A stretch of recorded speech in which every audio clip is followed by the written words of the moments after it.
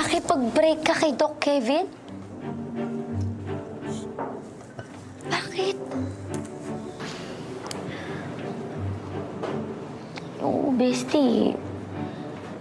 Grabe ka possessive eh. Tapos, insecure. Tsaka, madalas unreasonable na. Misogynist pa na hindi mo maintindihan. Ang hirap. Hirap. Puro away, puro issues. Alam mo yung nakakaubos ng energy. Sobrang nakaka-drain. Or, baka di mo lang din talaga siya mahal.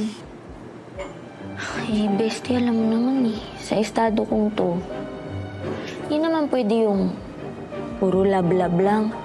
Yung love lang talaga. Hindi na pwede yung magulo. Ayoko na magulo.